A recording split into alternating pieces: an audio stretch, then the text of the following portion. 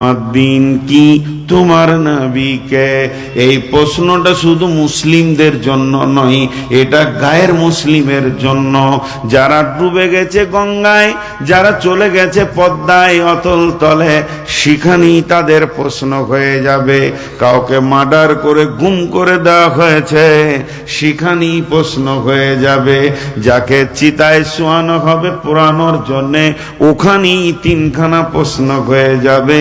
তিনটি প্রশ্ন শুধু মুসলিমদের জন্য নয়, বিশ্ব মানবের জন্য সকলকে প্রশ্ন করা হবে।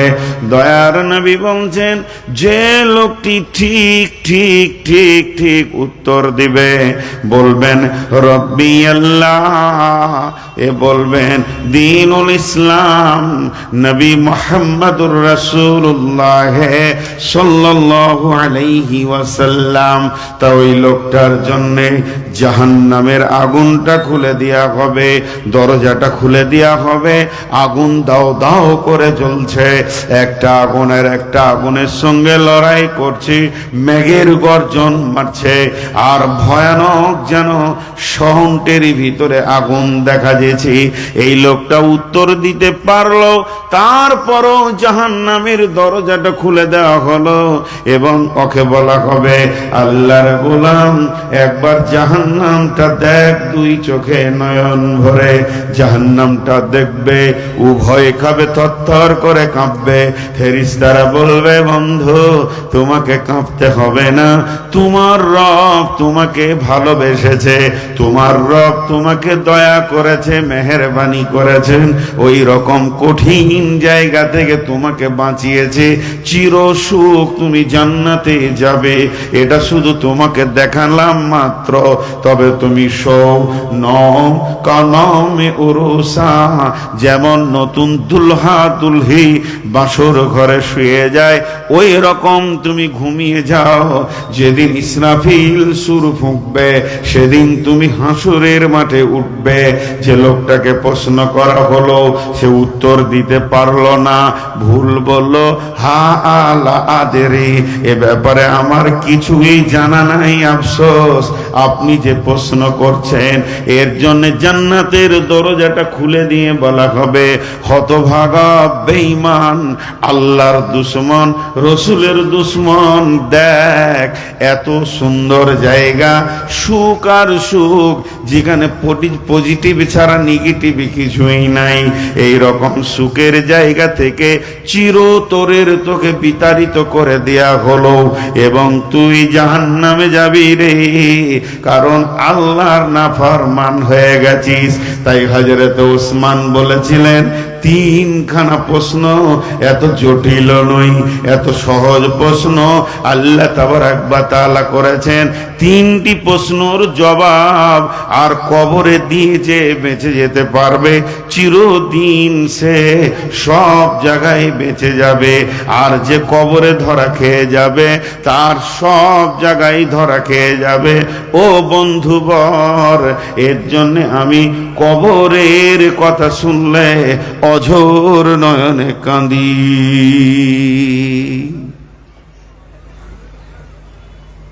আহা, ওই পাঁচটা যে ছাগল আছে না, ভেড়া আছে, দাঁড়িয়ে আছে, আল্লাহ মাফ করুক ওদেরকে। ওদের বিবেক যে কি বলছে, ওদের তো একটা মগজ আছে, মগজটা যে কি বলছে এখন।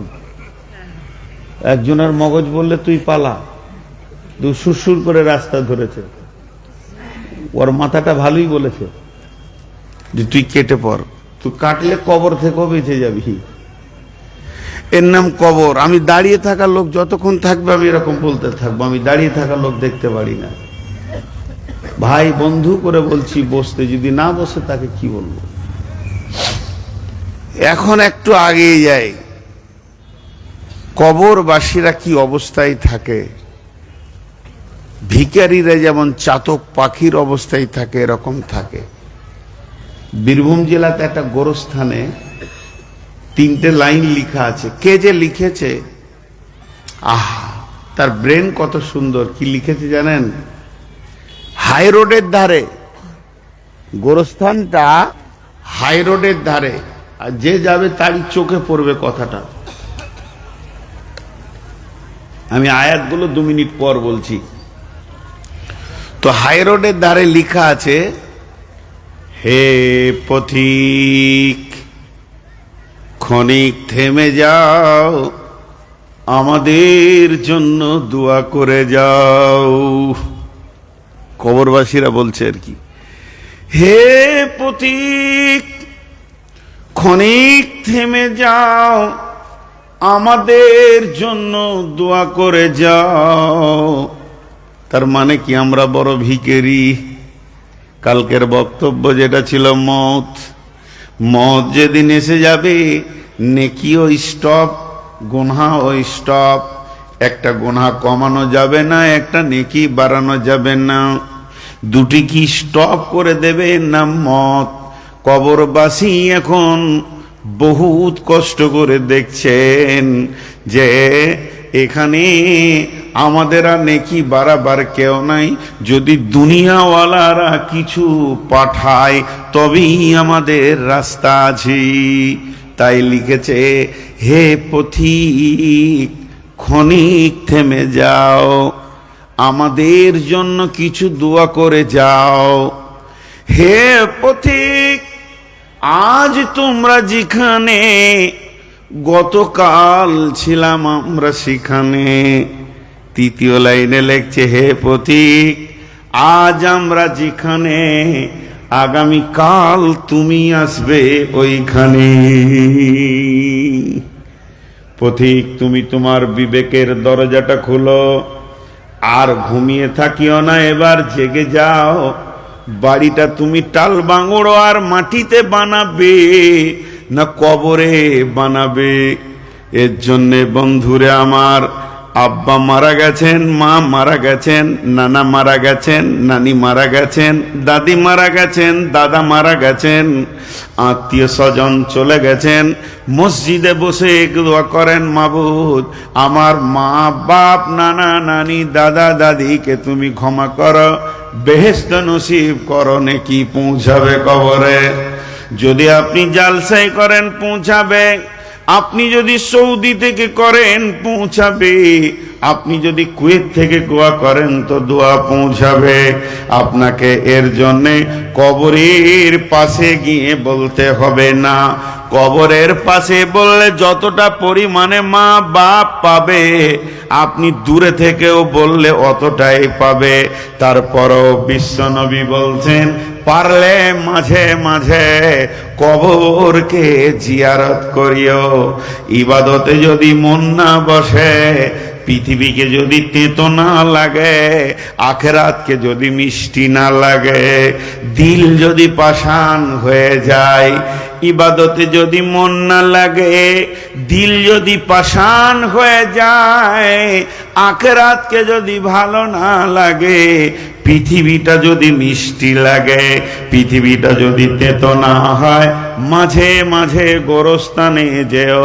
টাকা আছে তুমি হজ করো, উমরা করো, দেশ বিদেশ ভ্রমণ করো। কোরআন বলেছেন, সিরু ফিল আরদি কাইফা কানা আখিবাতুল মুকাজ্জিবিন।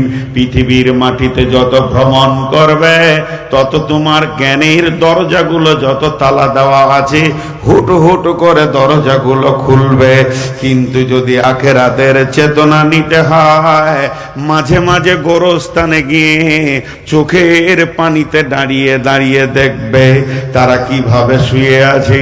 কত বড় বড় মস্তান, কত বড় বড় গুন্ডা সান্ডা পান্ডা, কত বড় বড় আলিম, কত বড় বড় আল্লাহর ওলি, যারা তাহাজ্জুদে অঝোর নয়নে কেঁদেছেন, সেও নীরব নগরে শুয়ে আছে। সে আর কোনো কথা বলবে না।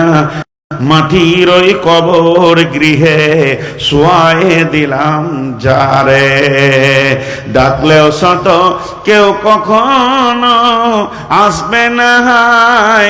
মাটির বিছানা ছেড়ে, মাটির ওই কবর গৃহে শোয়ায়ে দিলাম যারে। নবী রাসূল সাহাবা ইমাম আল্লাহর ওলি যত, আছেন শুইয়া কবর গৃহে, লক্ষ কোটি শত ডাকলেও কত কেউ কখনো আসবে না হায় মাটির বিছানা ছেড়ে। মাটির কবর গৃহে শুয়ায় দিলাম যারে। আমি আমার কথা আপনাদেরকে বলতে চাইছি না, ভালোবাসার খাতিরে বেরিয়ে যাচ্ছে। কখনো কখনো গভীর রাতে একবার যাবেন গোরস্থানে। অনেকে ভয় করে, ভয় করার কিছু নাই।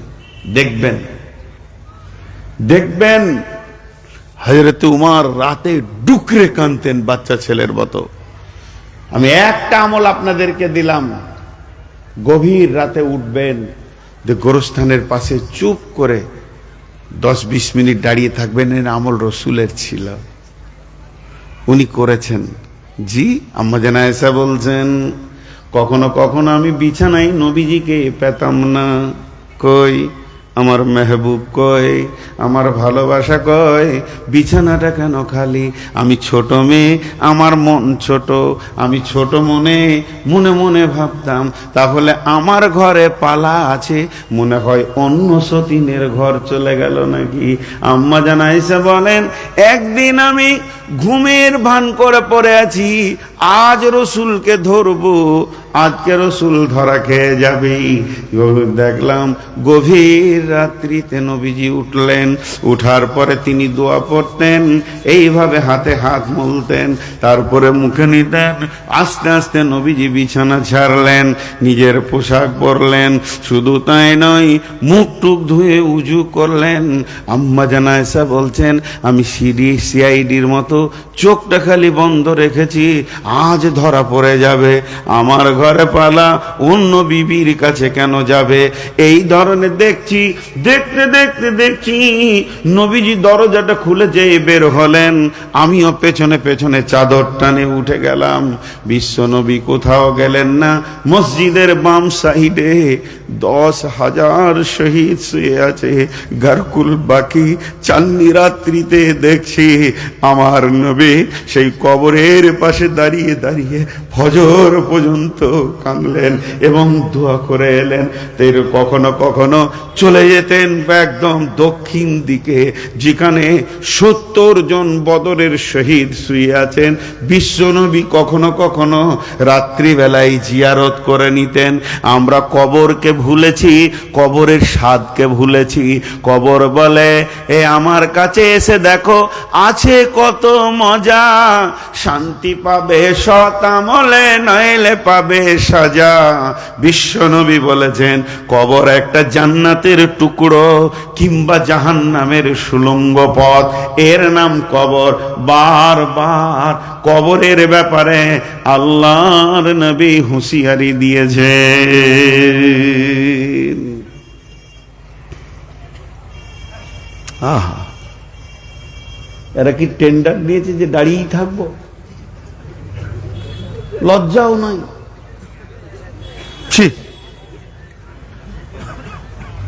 ভাই আমি অনেক অসুস্থ, শুধু বাংলা বলি 1 ঘন্টা চালাবো ইনশাল্লাহ।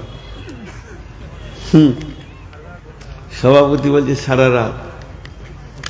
একটা 27 বছরের ছেলে বলছে এই রাস্তাটা আমার 70 বছরের অভিজ্ঞতা আছে। ওর বয়স কত? 27। আর অভিজ্ঞতা কত দিনের? 30 বছরের ছেলে 70 বছর, 40 বছর পেলি কোথা তুই? বলছে আমার দাদুর বয়সটা আমার সঙ্গে জুড়ে দিয়েছি। কত মাল শিয়ানা। হ্যাঁ, এখন আমি অনেক দুর্বল হয়ে গেছি আগের থেকে। চলেন একটু আগে বাড়ি। আল্লাহ কি বলছেন, কত মুডে কথা বলছেন। খুব যখন মানুষ রেগে যায় তখন কি বলে, কেটে ফেলে দিব, বাস বনকে লাশ বানিয়ে দিলেন। ওর জিন্দেগিতে 2 দিন বাস করবে না। আল্লাহ ওরকম বলছেন, রেগে গেছে। বিসমিল্লাহির রহমানির রহিম। মিন আইয়ি শাইইন খলাকাহু মিন নুতফাতিন খলাকাহু ফাকাদ্দারা সুম্মা সাবিলা ইয়াসসারা সুম্মা আমাতাহু ফাআকবারা। আর একবার বলছি, মিন আইয়ি শাইইন খালাকাহু মিন নুতফাতিন খালাকাহু ফাকাদ্দারা সুম্মাস সাবিলা ইয়াসসারা সুম্মা আমাতাহু ফাআকবারা। তরজমা করার আগে ছোট্ট করে একটা উদাহরণ দিই। এটা হলো ফাঁসির মঞ্চ। এখানে মানুষকে ফাঁসি দেওয়া হয়। দড়ি ঝুলছে, দড়িটা লাইলন দড়ি, ফাঁস লাগানো আছে, টাইম হয়ে গেছে। আর একটা লোক মাদ্রাসার ওই উত্তর সাইডের ঘরে ভরা আছে চাবি মেরে। এরপরে ওকে 5টা 6টা সৈন্যতে পেছনে হাত বেঁধে এই দড়ির দিকে আনা হচ্ছে। ওখান থেকে ঘর থেকে বের হয়ে দড়িটাও দেখে নিয়েছে, আর ওই দিকেই ওর পাটা আসছে। বলেন ওই লোকের মনটা কেমন হবে? আর পা যাব রে, আর কটা শ্বাস নিব রে, এখনই আমাকে টেঙ্গে দেওয়া হবে, তুলে দেওয়া হবে। শেখ সাদি আলাইহি রাহমাকে একটা লোক জিজ্ঞেস করলো, বন্ধু তুমি কেমন আছো? উনি উত্তরে বলেছিলেন, ফাঁসির মঞ্চের দিকে যখন আসামি যায় তার মনটা যেমন থাকে আমার মনটাও এরকম আছে। বলে কেন? বলে প্রতি সেকেন্ডে আমি মওতের দিকে আগাচ্ছি। প্রত্যেকটা মানুষ আমরা মওতের দিকে আগাচ্ছি। আর ওই কঠিন ঘর আমার জন্য কবর রয়েছে, যেখানে আমার পরীক্ষা হয়ে যাবে আমি জান্নাতি না জাহান্নামী, সেই ঘরটার দিকে প্রতি পা আগাতে রয়েছি। আপনারা ভাবলেন নূর মোহাম্মদ মঞ্চের দিকে এলো, আমি ভাবছি কালকে বাংলাদেশে আমি যাব, তাহলে রাস্তা সফর করছি। আর আল্লাহর খাতার হিসাবে ফেরেশতা লিখছে তোর আর 50,000 কিলোমিটার আছে কবর পৌঁছাতে। তার মধ্যে মালদা গেলি 500 হয়ে গেল, আবার চলে যাবি বাংলাদেশ আরো 500 হয়ে যাবে। প্রতি কদমে তুই কবরের দিকে আগাতে রয়েছিস। অতএব বন্ধুরে, ফাঁসির মঞ্চে যাওয়ার সময় মানুষের মানসিকতা যেমন হবে, যার দিলে কবর মনে পড়বে সে পৃথিবীতে ঘুরবে ফিরবে, কিন্তু খেয়ে উঠে বসে শান্তি পাবে না। আল্লাহ এবার বলছেন, আমাদের বিবেককে আল্লাহ ধাক্কা দিচ্ছেন। আল্লাহ কি বলছেন? আমাদের বিবেকে একটা খোঁটা মারছেন। এরকম ভাবে সবাই বিবেকগুলো খুলেন। যার বিবেক ঘুমিয়ে গেছে এই আয়াতটাতে জেগে যাবে। জানেন আল্লাহ বলছেন, মিন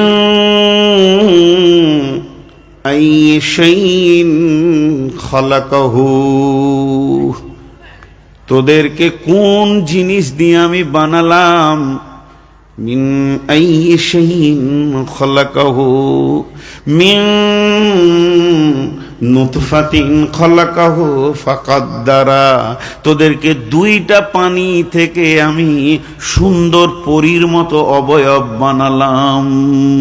সুম্মাস সাবিলা ইয়াসসারা, যে রাস্তা দিয়ে তুই এসেছিস ওটা পেচ্ছাবের রাস্তা। একবার নয়, দুইবার নয়, একবার নয়, দুইবার তুই পেচ্ছাবের রাস্তা দিয়ে এসেছিস। একবার পুরুষের রাস্তা দিয়ে গিয়ে মেয়ের পেটে ঢুকেছিস, তারপরে মেয়ের পেচ্ছাবের রাস্তা দিয়ে আবার এখানে এসেছিস। ওই কঠিন 2টি রাস্তা, আগেরটা ছিল অতি সংকীর্ণ, তখন তুই ছিলি শুক্রাণু।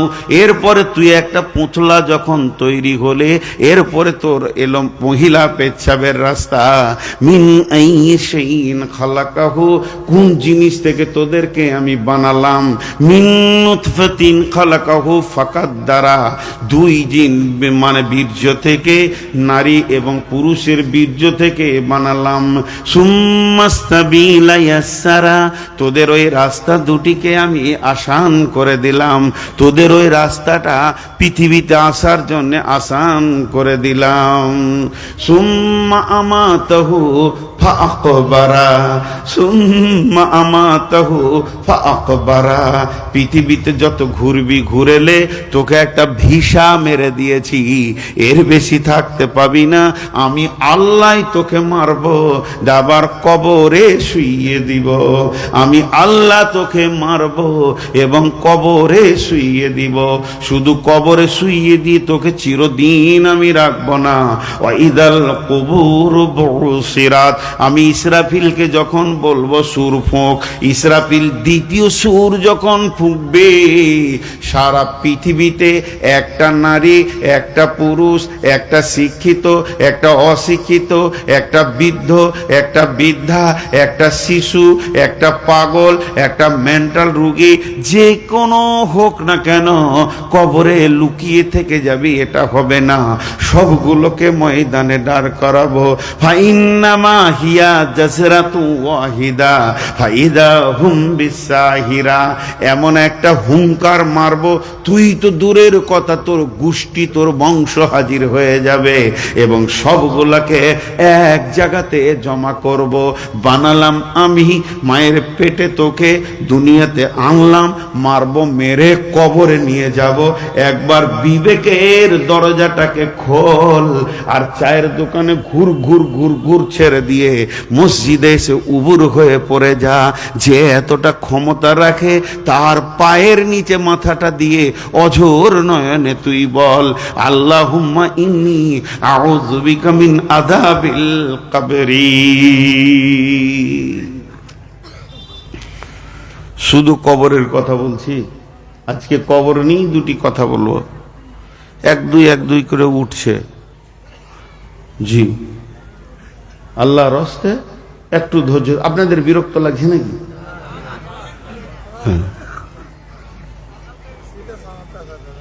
হ্যাঁ, সে তো হবেই।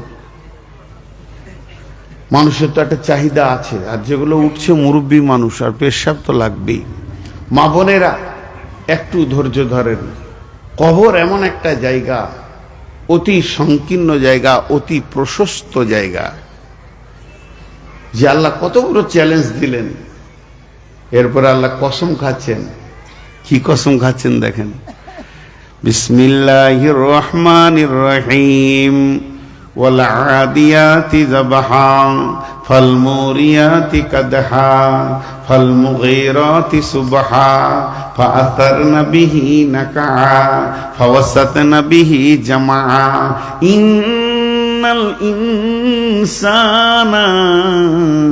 ইন্নাল ইনসানা লাফি যা ওয়াল আদিয়াতি যাবহা ফাল মুরিয়াতি কাদহা ফাল মুগীরাতি সুবহা ফাআসারনা বিহি নাকা ফাওয়াসাতনা বিহি জামা। ইন্নাল ইনসানা লিরাব্বিহি লাকানুদ ওয়া ইন্নাহু আলা যালিকা লাশাহীদ ওয়া ইন্নাহু লিহুব্বিল খায়রি লাশাদীদ। আফালা ইয়ালামু ইযা বু'সিরা মা ফিল কুবুর আফালা ইয়ালামু ইযা বু'সিরা মা ফিল কুবুর ওয়া হুসিলা মা ফিস সুদূর ইন্না রাব্বাহুম বিহিম ইয়াওমা ইযিল লাখাবীর। শুধু এই কসম কটার যদি বিবরণ করা যায়, মাথা কাজ করবে না যে আল্লাহ কি বলেছেন। ঘোড়ার গতি কিনে আল্লাহ কসম খেয়েছেন। চারটিখানি কথা বলেননি। জি, ছোট করে একটা জিনিস আপনাদেরকে বলি। কিছু জিনিস আছে বিড়ম্বনা, কিছু জিনিস আছে বিড়ম্বনা, আমার মন চাই না কিন্তু হবেই। এরকম কিছু জিনিস আছে না, আমার এইগুলো সব কাঁচা ছিল, মন চাইছে সাদা হোক, হবেই হবেই। আজকে দু একটা কালো দেখছেন, আর 2 বছর পর সবটি সাদা। বিড়ম্বনা, মন চাইছে না। তারপরে দাঁত ভাঙবে, চোখে কম দেখবো, শরীর দুর্বল হবে, হবেই। এগুলা কেউ চাই না। পৃথিবীর কোনো মানুষ চাই না যে আমি এরকম দুর্বল হয়ে যাই আস্তে আস্তে, কিন্তু হবেই। তেমনি কবরে কেউ যেতে চাই না, তবে আমরা হাঁটছি কবরের দিকে। কবরে কেউ যেতে চাই না, তবে আমরা হাঁটছি কবরের দিকে। আল্লাহ সময়কে কেন্দ্র করে 3টি সূরা দিয়েছেন। একটা সূরার নাম দোহা, একটা সূরার নাম ফজর, একটা সূরার নাম আসর। ফজর আর আসর নাম কেন হলো, একটা দিনের শেষে কেন হলো, একটা রাতের শেষে কেন হলো, এই কেনে নিয়ে কথা বলতে গেলে অনেক কথা চলে আসবে। সময়ের ওপরে, সময়ের কত গুরুত্ব, সময়ের কত মূল্য, এর উপরে অনেক কথা চলে আসবে। তা আমি ওদিকে যাব না, মহা জঙ্গল থেকে ছোট্ট একটা জড়ি নিব। যতগুলো কারণ আছে তার মধ্যে একটা কারণ আপনাদের কাছে 1 মিনিটের জন্য তুলে ধরছি। সেটা কি? সূর্য কথা বলে। এটা দার্শনিকদের কথা বলবেন না যে আমি বলেছি, বুখারীতে আছে। সূর্য কথা বলে। জি ভাই, সূর্য কথা বলে। যেমন যারা গাড়ি চালান, গাড়ি কথা বলে। 4 চাকা হোক 2 চাকা হোক, গাড়ি কথা বলে না? বলে। ড্রাইভারের সাথে বলে যে আমাকে এখন কোন গিয়ারটা লাগবে, আমি কোন গিয়ারে গেলে ঠিক থাকবো। ড্রাইভার সেইভাবে দুজনকে মেজারমেন্ট করে চলে। তেমনি সূর্য কথা বলে। কি কথা বলে? বন্ধুরা আমার, সূর্য 2 বার কথা বলে। একবার সকালে উঠে তখন কথা বলে, একবার যখন সন্ধ্যায় ডুবে তখন কথা বলে। সকালে যখন উঠে তখন বলে, বিশ্ববাসী রে তোদের কপাল ভালো, তোরা একটা দিন পেয়ে গেলি, আর এই দিনটাকে হাতছাড়া করে দিস না। যত গুনাহ করেছিস রবের কাছে একবার তওবা করে নে, কেঁদে নে, আর আজকের দিনে তুই জিন্দেগির মোড়টাকে ঘুরিয়ে নে। এতদিন পাপে ছিলি, এবার ভালোর দিকে আয়। ইন্নী ওয়াজ্জাহাতু ওয়াজহিয়া লিল্লাযী ফাতারাস সামাওয়াতি ওয়াল আরদি হানিফা ওয়া মা আনা মিনাল মুশরিকিন। ঘুরে যা, ঘুরে যা, ঘুরে যা। যখন সূর্য পশ্চিম দিকে নিবু করে ডুবে যায়, তখন বিশ্ববাসীকে বলতে বলতে যায়, দুনিয়াওয়ালা রে, হতভাগার দল, আজকে 5 ওয়াক্তের নামাজে তোকে পাওয়া গেল না, আল্লাহর কাছে পাওয়া গেল না। তবে আমি চলে গেছি, একটা সংবাদ দিচ্ছি তোর কানে, তুই এটা নিয়ে নে। তুই কবরের দিকে একদিনের রাস্তা এগিয়ে গেলি। তোর কবর যত দূরে আছে, আজকে আমি ডুবে গেলাম মানে তুই কবরের দিকে একদিনের রাস্তা এগিয়ে গেলি। আল্লাহ তাবারাক ওয়া তাআলা বলছেন যে ওই ঘোড়ার কসম, আল্লাহ ঘোড়ার কসম খাচ্ছেন, যে ঘোড়া ঊর্ধ্বশ্বাসে দরে, ঊর্ধ্বশ্বাসে দরে মানে জিহাদের দিকে দরে, সেই ঘোড়ার কসম খাচ্ছেন। তারপরে কসম খাচ্ছেন ওই ঘোড়া, তার দাপট এত যে এত জোর যেসে যায়, তার পায়ে আগুনের ফুলকি উঠে যায়। ওই রকম ঘোড়ার কসম খাচ্ছে। কেন এগুলোর কসম খাচ্ছে? এর ভিতরে গভীর তত্ত্ব আছে। তারপরে আমি তত্ত্বগুলো বলছি না, পরে হবে ইনশাআল্লাহ। তারপরে বলছে ওই অভিযান প্রভাতকালে, সকালে রসুল দেশ বিদেশে সফর করলে প্রভাতকালে তিনি নির্বাচন করতেন কোন দিকে জিহাদের ময়দান খুলতে হবে, কোন দিকে দাওয়াতকে পৌঁছাতে হবে, আজানের অপেক্ষা করতেন। এগুলো লম্বা লম্বা কথা।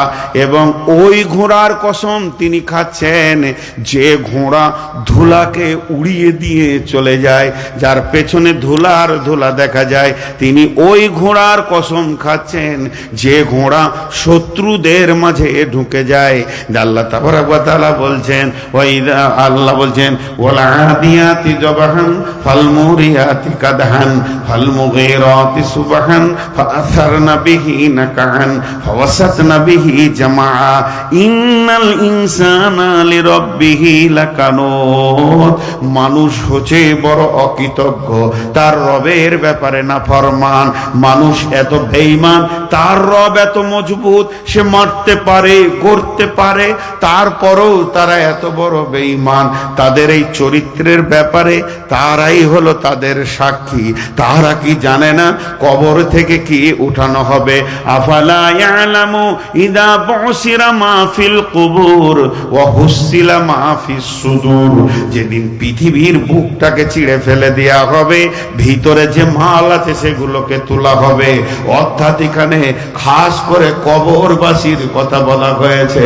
আল্লাহ তাবারাক ওয়া তাআলা সূরা জুমারের ভিতরে বলেছেন, বিসমিল্লাহির রহমানির রহিম, ওয়া নুফিকা ফিস সূরি ফাসাইকা মান ফিস সামাওয়াতি ওয়া মান ফিল আরদি ইল্লা মান শাআল্লাহু সুম্মা নুফিকা ফীহি উখরা। প্রথম সূর যখন ফুঁকে দেয়া হবে, বিশ্বে যত মানুষ আছে মাটি জালজালা হবে, সব মাটির ভিতরে চাপা পড়ে যাবে। এই অবস্থায় পৃথিবীটা শূন্য অবস্থায় থাকবে। তার মানে বলা হয়েছে কবরে সব থেকে কম দিন কে শুবে, কতদিন শুবে? আদম আলাইহিস সালাম কখন শুয়েছেন, নূহ আলাইহিস সালাম কখন শুয়েছেন, লূত আলাইহিস সালাম কখন শুয়েছেন? কত পুরুষ কত মহিলা কোটি কোটি বছর কবরে শুয়ে রয়েছে, তারা আর কতদিন শুয়ে থাকবে? আর আপনি আমি কতদিন থাকব? এর কোনো হিসাব কোরআনে আসেনি, এর কোনো হিসাব হাদিসে আসেনি। আল্লাহ বলেননি, নবীজি বলেননি। তবে আল্লাহ একটা কম সময়ের কথা বলেছেন। সব থেকে কম সময় যে লোকটা কবরে শুবে, ওর থেকে কম আর হয় না, তাকে 40 বছর শুয়ে থাকতে হবে। সূরা জুমারের ভিতরে আছে, প্রথম সূর ফুঁকলে বিশ্বটা ভেঙে সলিল সমাধি হয়ে যাবে। যত মানুষ বেঁচে থাকবে সব মরে যাবে। এরপরে পৃথিবীটা শূন্য অবস্থায়, সূর্য থাকবে না, চাঁদ থাকবে না, গাছপালা থাকবে না, কিছুই থাকবে না। 0 0 0 0 0 0 0 0। শুধু আমার রব থাকবেন, আর রবের কুদরতে আল্লাহ যাকে যাকে রাখবেন। এখানে আবার লম্বা তফসির আছে, সেদিকে আমি যাচ্ছি না। যাকে যাকে আল্লাহ রাখবেন সে থাকবে। এই অবস্থায় চলবে কতদিন? 40 বছর পর যখন ইসরাফিল দ্বিতীয় সূর ফুঁকে দেবে, তখন কবর থেকে পঙ্গপালের মতো দলদল উঠবে। আল্লাহ তাবারাক ওয়া তাআলা বলছেন, ওয়াইদাল কুবুর বুসিরাত, আমি কবর থেকে যখন তুলব রে, কার ক্ষমতা হবে না কবরে লুকিয়ে থেকে যায়, মাটির কোণাতে থেকে যায়, পাথরের নিচে থেকে যায়। ইন্নামা হিয়া জাজরাতু ওয়াহিদা ফাইদা হুম বিসাহিরা, আমি এমন একটা হুঙ্কার মারব, সবগুলোকে জমা করব এবং তাদের হিসাব নিকাশ শুরু করে দিব। কতক্ষণ হলো? 1 ঘন্টা হয়নি? তখন থেকে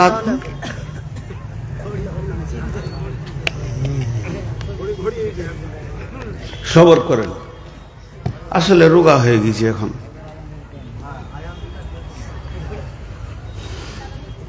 ওই কথাগুলো কানে পড়ছে তো মনে হচ্ছে পড়ে যায় এমনি করে, মাথা ঘুরে। মানুষকে চাপ দিয়ে কথা বলতে হয় না। আমিও মানুষ, মেশিন নই। মেন্টাল চাপ হয়। কার বাবার ক্ষমতা আছে ফজর পর্যন্ত চালাই, ওই লোকটাকে দেখবো একবার। আমি রুগী, আর কোনো রুগীকে এইভাবে কথা বলতে হয় না, বরং সহানুভূতি দিয়ে কথা বলতে হয়। ভাই কিছু বলেন, তাহলে আস্তে আস্তে আগে বাড়বে।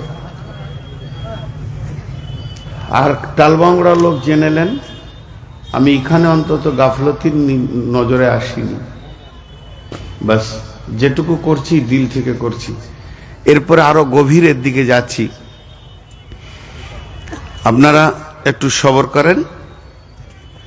আর 2টি আয়াত পড়েছি আপনাদের সামনে, সেই গভীরতা কবরের। এবার ভিতরকার দিকে চলে যাব। ছোট ছোট 2টি উদাহরণ দিব, উদাহরণগুলো একটু মনোযোগ দিয়ে শুনবেন। আমি যা কিছু বললাম 1 ঘন্টা, পুরো 1 ঘন্টা শুধু কবরের ওপরেই। তো আল্লাহ তাবারাক ওয়া তাআলা, রসুল বলেছেন সেই কবরে 3টি প্রশ্ন করা হবে। তা আমি আপনাদের সামনে ছোট্ট করে একটা উদাহরণ দিয়ে একটু আগাতে চলেছি। সেটা হচ্ছে যে কবরের প্রশ্ন হবে 3টি। কবরে প্রশ্ন হবে তিনটি, মান রব্বুকা, মা দীনুকা, ওমান নবিয়ুকা।